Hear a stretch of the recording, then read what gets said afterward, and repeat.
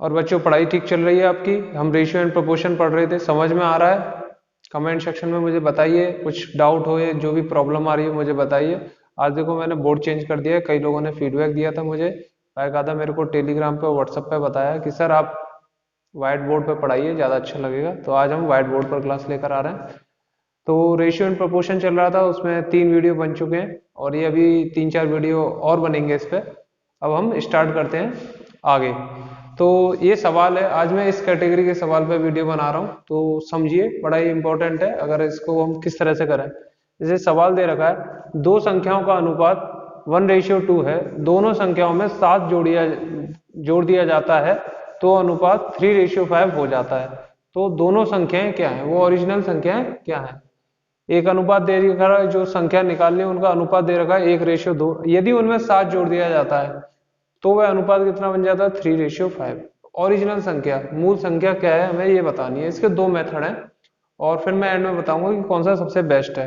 उससे पहले हम एक बात समझ लेते हैं कि जैसे कि x/y दे रखा है, ऐसे इसमें 2 रेशियो दे रखा है, a/b दे रखा है। तो फाइनली कुछ इसमें होता है, तो ये अगर इक्वल आए, जैसे अगर मैं x में से a घटाऊं ये आए और y में से b घटाऊं ये आए, तो जो वैल्यू आए वो सेम आए, ये इक्वल हो जाए, है ना? तो इसकी कंडीशन क्या होनी चाहिए ये हमसे पूछा। तो जब y हम इधर लेकर आएंगे और a को इधर भेजेंगे तो क्या है? x minus y equal to a minus b. यानी कि अगर ये चीज हमें इक्वल लानी है, ये तभी हो सकती है जब x में से y को घटाऊं और a में से b को घटाऊं, ये इक्वल होंगे।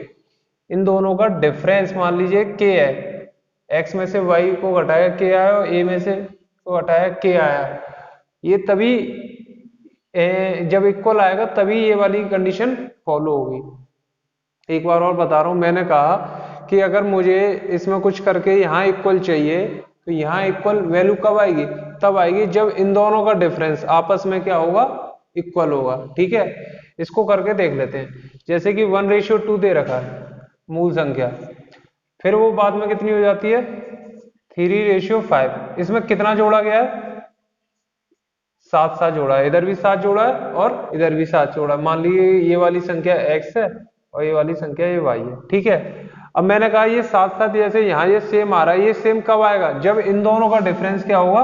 इक्वल होगा। यहाँ पर डिफरेंस कितना है? 1 और यहाँ पर डिफरेंस कितना है? 2। तो मुझे क्या करना पड़ेगा? इसको इक्वल लाने के लिए ये दोनों डिफरेंस को सेम बनाना पड़ेगा। सेम के लिए क्या करूं? इसमें 2 से मल्टीप्लाई कर दूं। अगर मैं इधर 2 से करूंगा, इधर 2 से कर दूंगा, तो क्या बन जाएगा? इधर लिख देता हूँ, इधर आ जाएगा 2, इधर आ जाएगा 4, इधर 3 है, इधर 5 है। ठीक है, और तो ये देखिए कितना हो गया। अब डिफरेंस इसका 2 है, इधर भी 2 है, तो इसमें हम ऐड कितना कर रहे हैं? 7 तो ऐड कर रहे हैं ये। तो यहाँ ऐड मैंने कितना करा? 1 यूनिट, और यहाँ भी ऐड मैंने कितना करा? 1 यूनिट। यानी कि जो 1 यूनिट ऐड हो रही है यहाँ पर रेशियोज में, वो एक्चुअल में कितनी ऐड हो रही है? 7 के बराबर। यानी कि 1 यूनिट आपकी ये वाली, यानी ऐसे लिख दूं यहाँ पर, ये वाली 1 यूनिट कितने के बराबर है? 7 के। इस वाले के 7 ही तो ऐड करा था सवाल में कि दोनों संख्या में 7 ऐड कर रहे हैं, यानी 1 यूनिट 7 के बराबर है। तो ओरिजिनल संख्या निकालनी है। ओरिजिनल संख्या का क्या दे रखा है? 2:4 दे रखा, तो ये कितना हो गया? 2 इंटू 7 यानी कि 14। और यहाँ कितना हो गया?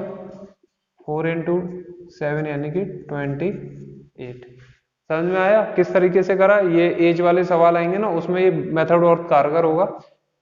दोबारा सुन लेना मैंने क्या बोला है, इस चीज को नहीं आए तो मुझे बताना, फिर मैं एक बार और समझा दूंगा। तो एक तरीका तो ये हो गया ओरिजिनल वैल्यू निकालने का इस मेथड से। दूसरा मेथड समझते हैं। जनरली अगर बच्चे को ये मेथड वगैरह ना पता हो तो कैसे करेगा? वो एक करेगा, मान लिया एक वैल्यू अगर x है तो दूसरी वैल्यू कितनी मान लेगा वो? 2x, क्योंकि रेशियो क्या दे रहेगा? 1:2। एक संख्या x हो गई तो दूसरी तो 2x होगी। 1 इसमें अगर रेशियो हटाएंगे तो इसमें x से मल्टीप्लाई कर दो, इधर x से कर दो, तो x/2x। फिर इसमें क्या हो रहा है? 7 ऐड हो रहा है, और फिर क्या हो रहा है? 3:5 है, मतलब ये रेशियो कितना बन जाएगा? इतना बन जाएगा। अब हम इसमें क्या करेंगे? क्रॉस मल्टीप्लाई करेंगे तो कितना आएगा? 5x 35 6x 21। ये इधर आएगा, 5x इधर जाएगा तो इधर x आ जाएगा, और इधर 21 इधर आएगा तो 14। x की वैल्यू कितनी आ गई? 14। एक वैल्यू हमारी कितनी थी? 14, तो दूसरी कितनी थी? 2x, यानी कि 28 हो जाएगा। x की वैल्यू रखेंगे 28, 8 आ गया। ठीक है, तो एक तो ये मेथड हो गया, हमें इस तरह से नहीं करना। इसी क्रॉस जो मैंने करा है इसको सिंपल तरीके से अगर हम ऐसे लिख दें, क्या है, 1 है, रेशियो 2 है, फाइनली 7 ऐड होने के बाद कितनी हो रही है, 3:5 हो रही है। ये मैंने इस तरह से लिख दिया। ठीक है, फिर इस तरह से लाइन खींच दी। हम इसमें ऐड क्या कर रहे हैं, 7 इधर ऐड कर रहे हैं, 7 इधर ऐड कर रहे हैं। इस क्रॉस मल्टीपल कोई यही मैं कर रहा हूँ, बस उसको अब लिखने का तरीका बदल दिया है। तो अब हम इसमें कैसे करेंगे, इसका मल्टीप्लाई इससे कर दो, इसका मल्टीप्लाई इससे कर दो, तो कितना आएगा, 5 1 जा 5 और 3 2 या 6। एक तरफ 5 आ रहा है, एक तरफ 6 आ रहा है, इसका डिफरेंस लेंगे तो कितना आएगा, 1। तो यहाँ लिख दो 1। अब मैंने इसके आगे एरो लगा दिया। अब क्या करना है, पहले यूं मल्टीप्लाई कर दिया, अब हम इनका आपस में मल्टीप्लाई करेंगे। तो कितना आएगा, 7 3 जा 21, 7 5 जा 35। 21 और 35 का डिफरेंस कितना होता है, 14। 35 में से 21 गए, उसको यहाँ लिख दो। इससे हमें पता चलेगा 1 यूनिट कितने के बराबर है, 14 के बराबर। तो हमारी एक वैल्यू तो हो गई 14, 2 यूनिट कितने के बराबर होगी, 28 के बराबर होगी। तो समझ में भाई, इसी क्रॉस मल्टीपल को अब हम इस तरीके से लिखेंगे तो इसमें हमें समय बहुत कम लगेगा और सवाल हमारा तुरंत निकल जाएगा। ठीक है, अभी इसी मेथड पे मैं अगला सवाल देता हूं। ठीक है, तो अब हम अगला सवाल देखते हैं। ए और बी की आय का अनुपात 3:5 है। ठीक है, दूसरा, तथा इनके खर्चों का जो अनुपात है वो 1:5 है। यदि दोनों यानी कि प्रत्येक 100 रुपए बचाते हैं, जितना भी कमा रहे हैं खर्च करने के बाद दोनों बचाते कितने हैं, 100 रुपए। यानी कि कॉन्सेप्ट वही क्या है, यहाँ पर सेम मिल रहा है। जब चीज सेम मिलती है तो हम सवाल को उसी तरह से करते जाएंगे। क्या लिखेंगे, 3:5, ये ए हो गया, ये बी हो गया। फिर इसके बाद इनके खर्चों का अनुपात कितना है, 1:5। ठीक है, फिर यदि दोनों कितना कमा बचाते हैं, 100 रुपए, तो 100 रुपए हो गया ये। ठीक है, तो यहाँ लिख दिया 100। इसका मल्टीप्लाई करा 5 से 15, 5 ये कितना आया, 10। अब इनका 5 से करा तो 500 और 100 से 1 का करा तो 100। 500 में से 100 गए तो कितना बचा, 400। यहाँ आ गया, एक से एक कट गया, तो एक इकाई कितनी की हो गई, 40 की हो गई। तो ये कितना हो गया, 40 गुणा 3 यानी कि 120। और ये कितना हो गया, 40 गुणा 5 यानी कि 200। एक कितना कमाता है, 200 रुपए, एक कितना कमाता है, 120 रुपए। अब हम अगला सवाल देखते हैं। ए और बी की आय का अनुपात 5:3 है तथा इनके खर्चों का अनुपात 9:5 है। यदि दोनों क्रमशः एक 1300 रुपये बचाता है और एक 900 रुपये बचाता है तो इनकी आय क्या है, ये हमें बतानी है। तो फिर से वही लिखेंगे, 5:3 और ये कितना है, 9:5। तो पहला वाला है वो कितना बचा रहा है, 1300, और जो इधर वाला है वो कितना बचा रहा है, 900। आपस में मल्टीप्लाई कर दिए, 25 और 9 3 27। 25 में 27 गए तो कितनी बची, 2 इकाई। ठीक है, इनका मल्टीप्लाई करिए, 9 से 9 का कर दें तो कितना आता है, 8100। और 13 से पंजे का करेंगे, 13 पंजे 65। 8100 में से 65 गए तो बताइए कितना बचा।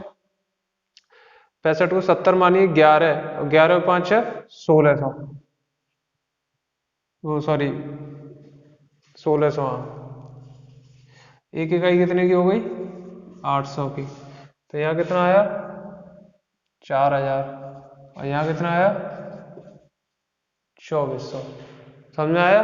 तो अब हमारे सामने अगला सवाल है। ए और बी की आय का अनुपात 2:1 है तथा इनके खर्चों का अनुपात 5:3 है तथा 4:1 में ये बचत करते हैं। यदि ए और बी की कुल बचत 5000 रुपये हो तो प्रत्येक की आय बताएं। यानी ए और बी की जो इनकम है, आय, वो हमें बतानी है। तो इस सवाल में कुछ नहीं है, वही सब था, बस एक चीज ऐड कर दी है कि उनकी कुल बचत कितनी है, 5000 है, और जो बचत का अनुपात दे रखा है वो कितना दे रखा है, 4:1। अभी तक हम जितने सवाल बचत के करें उसमें हम एक्चुअल वैल्यू रखते थे। यहाँ बचत कितनी है, 4:1। एक की कितनी है, 4 है, और बी की कितनी है, 1 है। अगर दोनों की मिला दे तो कितनी हो गई, 5। और 5 कितने के बराबर दे रखी है, 5000 रुपये, क्योंकि उनकी कुल बचत हमें बता रखी है 5000 रुपये है। तो 5 की वैल्यू कितनी आई, 5000। तो एक कितना हो गया, 1000 का। ठीक है, अब सवाल कर लेते हैं कि पहले आय लिख लेते हैं 2:1, फिर खर्च लिख लेते हैं 5:3, और फिर इनकी जो इनकम है वो कितनी है, एक इकाई 4 के बराबर, 1000 के बराबर है। तो 4 इकाई कितने की हो गई, 4000 की।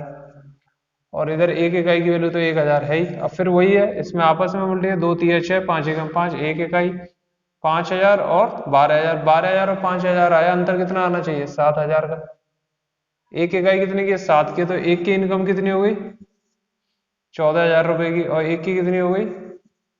7,000 रुपए की। है सिंपल सवाल, एक बार इस तरीके को समझ लीजिए। मैंने कई सवाल करा दिए, रिपीटेड सवाल, जैसे कि ये मेथड तुम्हारे दिमाग में चला जाए। ठीक है बच्चों, अगला सवाल ये है, सवाल थोड़ा बड़ा था, मैंने इसको शॉर्ट फॉर्म में लिख दिया है, बाकी नीचे का सेम है, मैं बता देता हूँ। एक एग्जाम हुआ, एग्जाम में बच्चे ही बैठते हैं, ठीक है, कुछ बच्चे पास होते हैं, कुछ बच्चे फेल होते हैं।